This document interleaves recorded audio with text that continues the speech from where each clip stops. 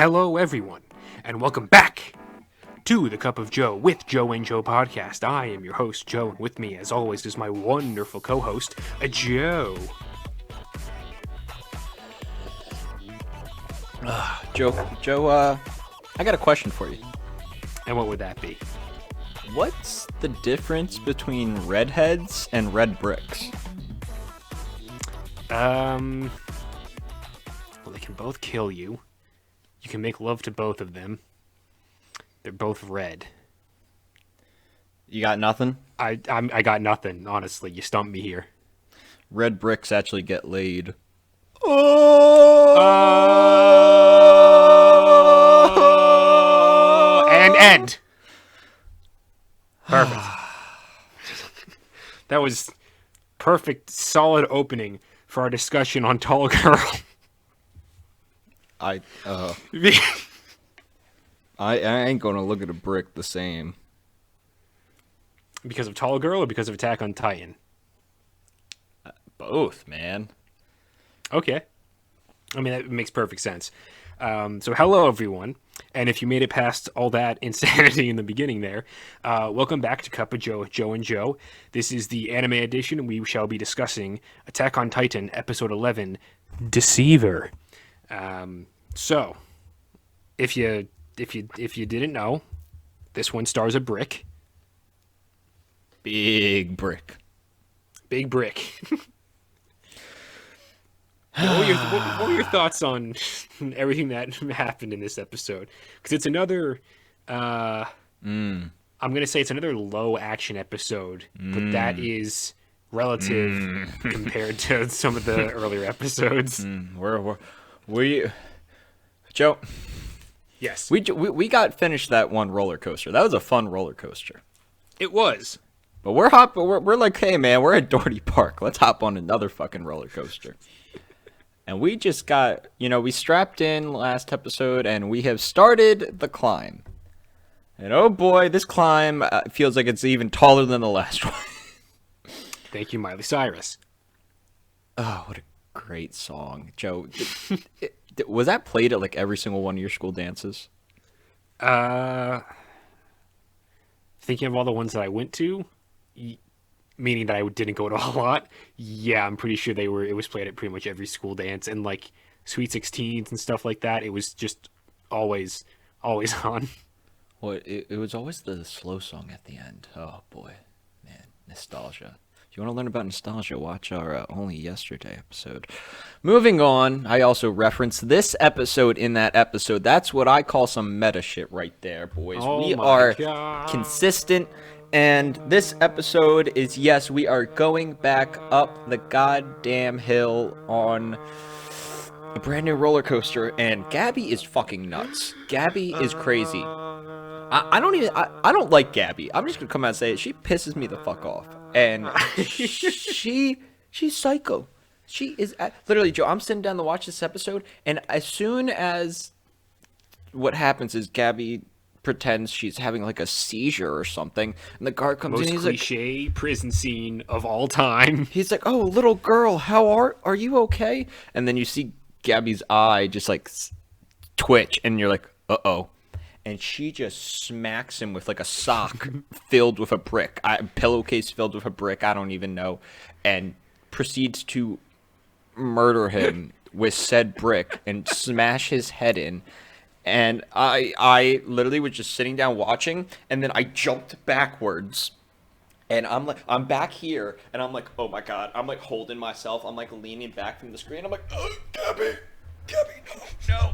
And then Falco's like, Gabi, cut it out, he's already dead. He's down for the count. You can stop, Gabi. You can stop.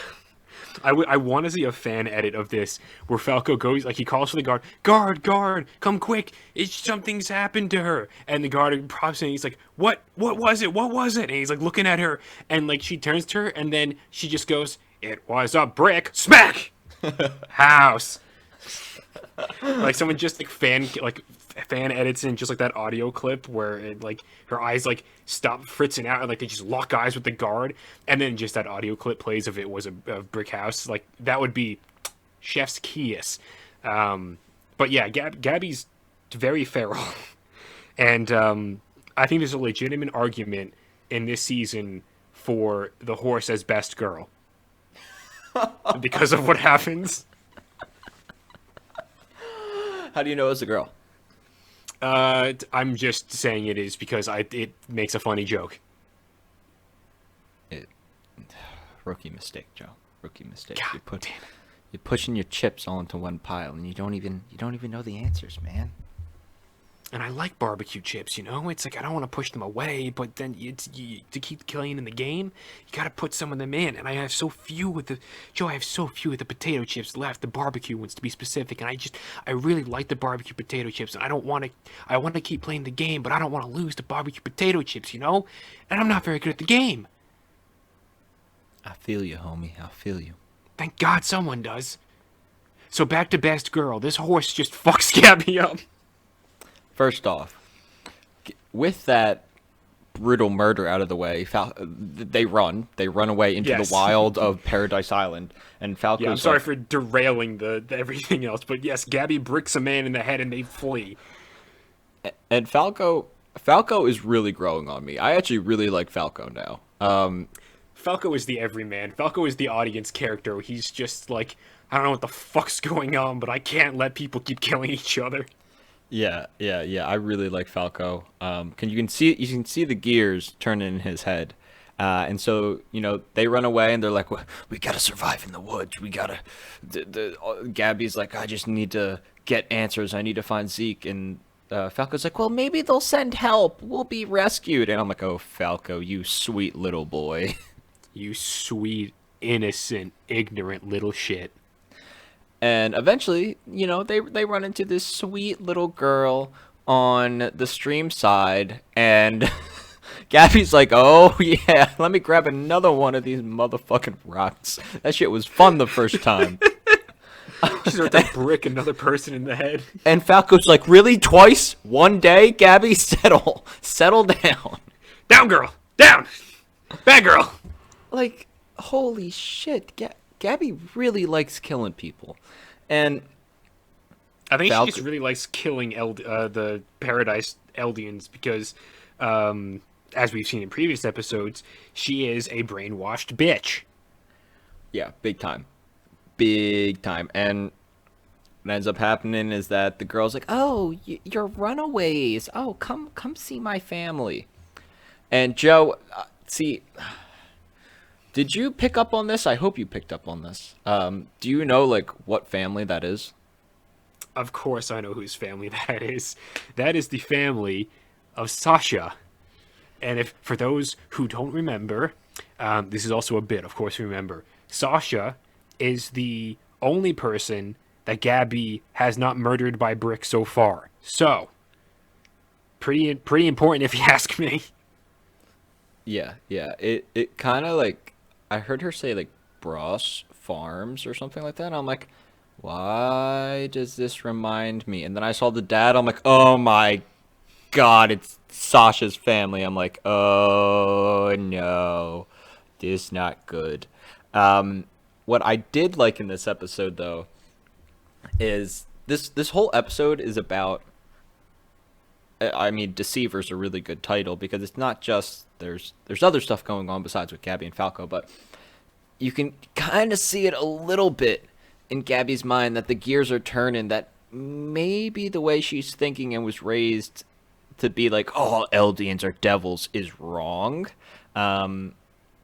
because they get the first-hand experience of living with these Paradise Islanders, Sasha's family, and they treat Gabi and Falco like their family. They give them food. They let them work, super nice stuff. And you can see that when Gabi was resisting to eat the food, she's like, I can't eat this. They're bad people, but food, man. And that's a big thing throughout the episode that I think you just see it a little bit that maybe she's starting to question some things. I don't know. What do you think? Yeah, in the beginning when she's sitting down at the table with the brow. How do you pronounce their last? I believe it's Browse. Yeah, when she's sitting down with the Browse family, who's made up of Sasha's parents, but then also a bunch of other orphans that are in similar situations to Ben and Mia, as we come to learn as their false identities. And I love watching Gabi just writhe in fake pain because her mind is like, these people are all devils and you should never break bread with the devils and you should brick all of them in the head. Just seeing that stuff start to break down, it's incredible. And so, yeah, she eats the food, and it takes her like 30 goddamn years to put this spoon of like stew into her mouth. It was wonderful to watch. I love watching Gabi suffer at this point. Because I want to see her go through that suffering and then become a better person later on down the line. I don't just like child trauma. Okay? Maybe a little bit. There's a purpose. Maybe a little bit. But there's a purpose behind this one, so it's fine.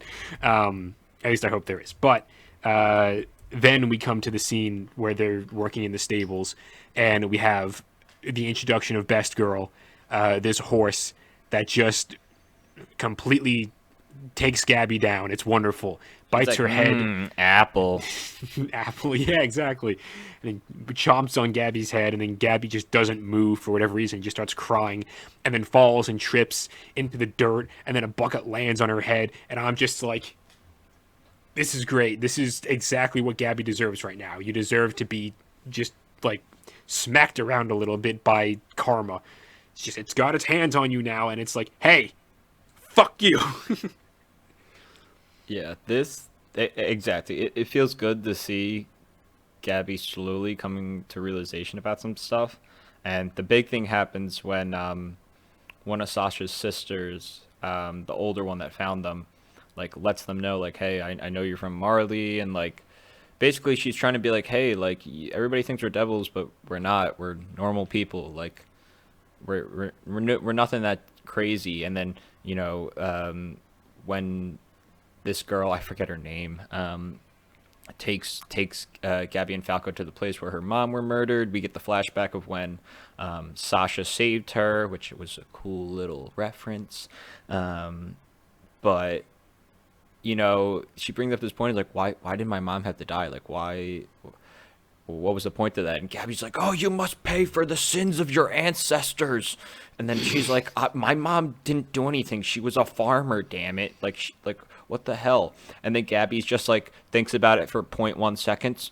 The sins of your ancestors. and then. But the sins of your ancestors. And then the other girl brings up the fact that they attacked whatever, like the attack on like all the titans that eat them and all this stuff, and it's like no matter what, like you can look at it either way. Like there's an argument for both sides. Like in reality, like my mom didn't do anything; she shouldn't have died. And to get a little academic here, this is a psychological term known as cognitive dissonance. And this is where you have a state of inconsistent thoughts, beliefs, or attitudes, especially as relating to behavioral decisions and attitude change. So this is when, you have this, let me use a sports example. All New Jersey Devils fans are assholes, right? And you're raised to think this, and you're like, yeah, they're all assholes. But then you meet somebody, and you're good friends with them, and you're like, oh, yeah, you're my homie. And then after a year, you find out he's a New Jersey Devils fan. And you're like, oh, I'm not supposed to like you. But, I mean, I already knew you before I knew you were a Devils fan, and I know you're cool, so maybe not all Devils fans are bad. And that was a good reference because, I mean, you're not a New Jersey's Devils fan, but, like, you're from Jersey, you know the Devils, we joke about this, I like hockey, also the Paradise Island Devils, huh? How about that, Joe? I thought and about I always all joke about of that on the spot. I am the superior Joe. You just Googled cognitive dissonance before this episode, didn't you? Damn it, it was during the episode! I knew it. Knew you couldn't be that smart. You didn't have a massive head like Pixis in the last episode. Did you catch that, by the way? Shit was huge. I literally have a note in my notes for this episode because we see Pixis. The entire episode doesn't focus on just Gabi and Falco and Kaya. I had her name written down because I knew I was going to forget it. So the girl that Sasha saves name was Kaya. That's talking to them. But there is some other stuff going on in the episode, and we see General Pixis again. And I paused on his frame, and I was like, "What's your head look like? What's his head? Enhance, zoom, enhance, pause, enhance, zoom." Okay, I think we're good, lads.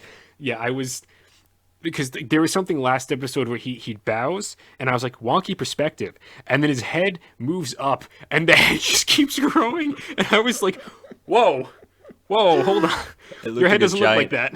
It was an egg, just a massive egg. It looked like it was gonna friggin' explode, and yeah, egg was just gonna come oozing out of it. It was hilarious. But I'm glad to see that was just hopefully a one-off thing. His head is not actually supposed to be that large. That was comically sized last episode. But Pixis has a normal head. Kaya is finally starting to crack through Gabi's brainwashing and like nationalist mindset. Even though Gabi was about to pitchfork the shit out of her. Yep. And there was something so cool that I loved about the way that Kaya revealed to them. It was the exact same way that Reiner and Bertolt revealed to Eren that they were the Titans. It was like Gabi and Falco are just arguing over something really loudly, and I wouldn't have caught it, I don't think, in a dub, but I don't know, because I didn't even hear her voice come in when I was watching. But of course you see the subtitle, and it's just like, is it because you two are from Marley? And I'm like, what? And then I was like, wait, when are they gonna realize? When are they gonna realize? And it's like a few seconds later, they turn around, they're like, what did you just say? And she's like, oh, yeah, you're from Marley. I heard you guys arguing in the woods before. Also, I saw that you had a rock in your hand. Were you gonna brick me in the head? And then Sasha's like, no, I've been waiting so I can pitchfork you instead. I think it'd be better if like she asked, were you going to brick me in the head? And then you just have like 3 solid seconds of still frame and silence. And in the next frame, Sasha just bricks her in the head. Somebody else fan edit that. I'm asking for a abridged episode. That is an abridged episode. But this is gold. Is Attack on Titan abridged a thing? I don't know. I don't think it Only is. One way to find out. Use the machine in front of you, Joe. Use that brick of plastic. Don't use it to brick anyone in the head, though, because you could probably go to jail for that. And I don't know if they have any bricks that you can use in jail to brick guards and heads like they do in Attack on Titan. So, Oh my. What have you found? Oh yeah, it exists, Joe. And Team 4-Star, the ones who did Dragon Ball Z abridged, are the ones who made it. And, oh boy. Episode 1 has 3.4 million views. All right. Maybe I'll add that to like a bucket list at some point. Like on a rainy day, I'll just go through and watch some of the abridged Attack on Titan episodes. But that'd be so funny. Like if you send this episode to them and just be like, we're comedic. Use our bits. Use our voices too. We'll voice them. I'll voice Gabi just as a 21-year-old man. 21-year-old man child. Oh my god. The whole Gabi and Falco part of this story was interesting. That I think that took up, I would say, 3/4 the amount of the story, amount of the episode time. But the other quarter seemed like the more important one. Yeah, more important plot-wise, I'd say, yes. Dealing with Hanji and red hair tough boy. I don't know what his name is. Flock. Oh yeah, okay. It sounds like a hairstyle too. Yeah, this episode got some snitches and some rats in it. Like, whew. So somebody leaked info to the Paradise Islanders that, oh yeah, that Eren Yeager guy, big, handsome, mighty Titan, they got him in jail. And they're all like, what the fuck, man? Like, he kicked ass. Why the hell you have him in jail? And Hanji's like, I didn't get chosen for this job. Closes gate. And it's like, oh god. It's like, okay. Just when they thought they were getting peace, you already see the people maybe like questioning their trust in the establishment. and you find out that Flock and some of the other scouts released the info because they're like, hey, like Aaron shouldn't be in jail. He just saved everybody. Like, what the hell? And Hanji's like, you know what? You bring up a good point. I don't care, and then put them in jail. And it's like, okay, so even within the scouts, something's going on. But and you think, oh, maybe this is just kind of like a one-off thing. Like, okay, like it was just Flock being like, hey, I like Aaron. He should be respected. But there comes a scene with Pixis and Joe. You can talk about this. Yeah, so Pixis kind of approaches Yelena, and Yelena is just being super cool and just leaning on her one hand Looking and real gazing out the good. window. Yep. Um, and Pixis comes along and he's just like, yeah, so your home is stationed, I think he said a few dozen kilometers or a dozen kilometers, something like that, from where Aaron is. And Flock came here and then went back to like the barracks because I'm assuming all the the scouts still live in like one barrack sort of a thing, Hmm. like one unit. And he so Flock, his name's Flock, right? It's Fluke, actually. Fluke. No, it's Flock, you Why is, idiot. oh, I actually believed you. I was like, wait a minute, Fluke isn't like a mistake. And gotcha. I'm gonna brick you, Joe. I swear to God. And Yeah, I'm gonna switch your. I kind of wanted to brick myself there too. That was a low for me. I'm gonna no. You know what I'm gonna do is what I'm gonna go to your car and I'm gonna take off the Flyers plate and I'm gonna replace it with the Jersey's Devils plate. And when you come out in the morning and you see it, you go, "What the fuck?" And right before you finish saying "fuck," then I brick you in the head, and What? then the laugh track comes on, and then the credits roll, and it's a wonderful day. Uh, anyway, What the flock? Yeah, God, that's good. we got to talk about this. You gotta we got to go to like not convention. This is the stroke for this episode. I'm gonna forget this word, but we got to get you some help for your terrible your terrible word puns. They're not terrible. They're fine. I raised from F to D tier. Are you happy? Better than nothing. All right, good. Anyway, Flock. They believe Flock to have been the intermediate between Yelena and Aaron because after he did that like little run between the two, Aaron went rogue and then you know what happens. He blew up a whole building of civilians and kind of ate a Warhammer Titan. Pointless stuff, really, in the larger scheme of things. Back to the size of Pixis's head.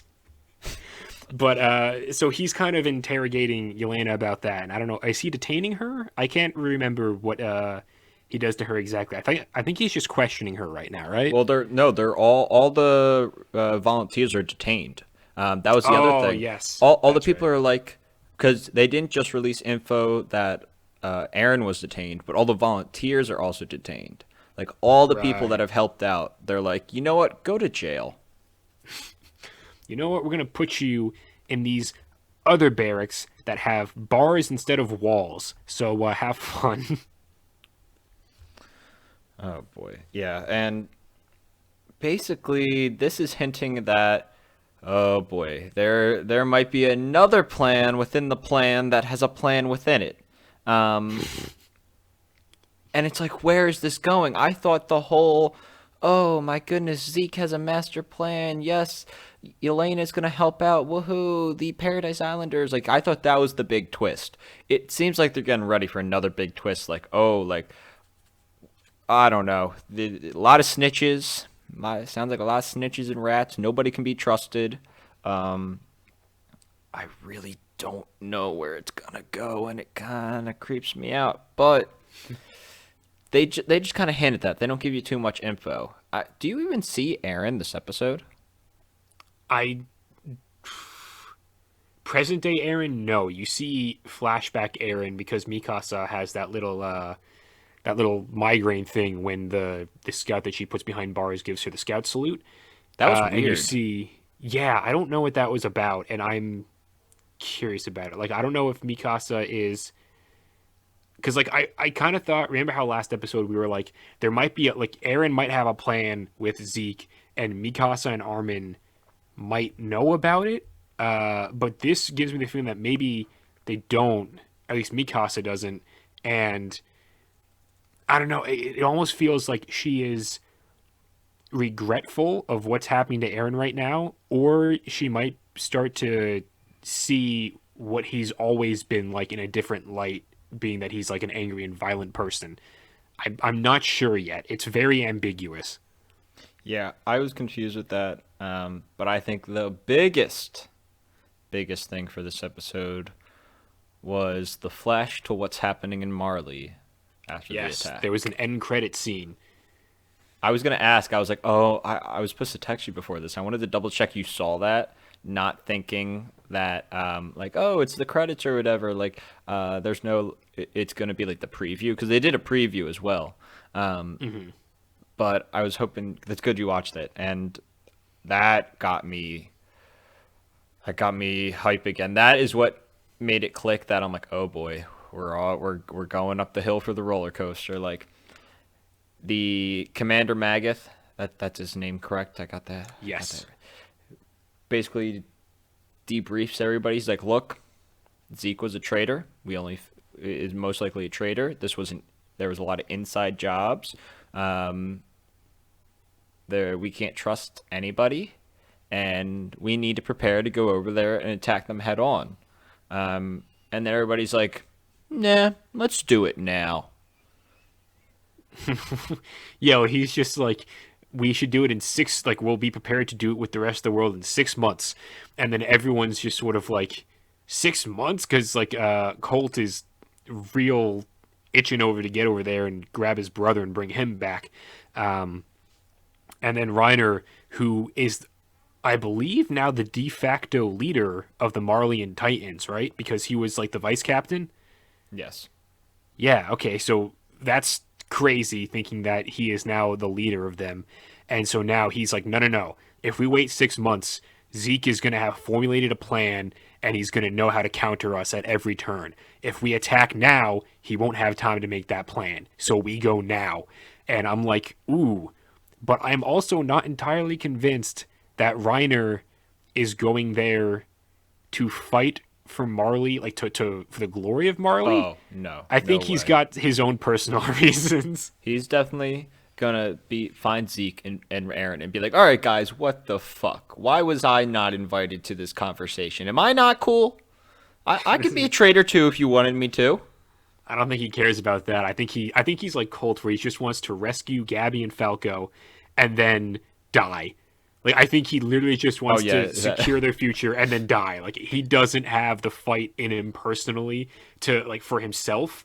Like his self worth is in the fucking dumpster. But the kids, he's like, these are innocent small beings. I'm going to rescue them, and then whatever happens after that, I don't care. Well, Reiner, actually, Gabby killed someone with a brick. They're innocent and small. Everyone's bricked someone in their lifetime. It's just a phase. We'll get past it. Possibly with more bricks, but we're not going to talk about that right now. Gabby, put it down. Down. And yet again, Joe, not I'm not giving you any details about the end of credit, the preview, but Right. it doesn't get for somebody who watched it, it tells you nothing. Yeah, I did see this one because when I was watching it and I saw there was like 7 minutes of credits, I was like, what is this? So I previewed it like with my cursor and I was like, mid credit scene. So I watched that and then it went right into the preview and I saw the preview was like 10 seconds and I was like, I guess this is fine. So I kind of just like watched the preview real quick. I honestly don't even remember. It was just a flash Exactly. of scenes and that was it. And I was like, okay. Yeah, So usually like the ones before with the Warhammer Titan, like those previews like really were like, "Oh my God, like that's going to be a big thing." And it didn't give away, but it was like, "Tune in because this shit's about to go down." Well, the past two, it's like, "Oh, yeah, we're not going to give you much." Because again, it's this building up of the roller coaster and man, this thing I think about this show way too much. Like, You and me both, man. I catch myself. I'm like, are they? I'm like, I wonder what they're gonna do with this. I wonder what they're gonna do with this. And it's so hard not to look up stuff because there's so many spoilers out there with the manga, and I'm like, I don't even want to look it up. Like when I looked up the whole part two thing, which still no info about that. I I was so guarantee we won't get info about that until the final episode airs, and then maybe after that there will be like a little like end card that's like tune in for season 2 or something like that. I mean, by that point we'll also know because how that episode will end will tell us everything we need to know. But yeah, continue. yeah. I don't know. It's I think about this show so much, but I can't look anything up because it's just gonna be spoilers. So really, whenever I sit down and watch one of these episodes, it, I just care for those 20 minutes, anything that happens in this episode. So we are, what was that? Was that episode 11? Yes, that was episode 11. We have 5 to go. Wow. Um, that's crazy. And yeah, I think, what is it? Yeah, the last one's supposed to be in March. I think it's like the last week of March is when the last episode airs. So whew, we'll see how that goes. Yeah. All right. Anything else you have to add for this episode 11? Respect yo bricks. Respect yo bricks and horse's best girl. All right. And with that, we shall leave you. We shall love you. Remember to like, subscribe, leave a comment, all that wonderful shiznit. And that will be it from these couple of Joes. Goodbye, everybody.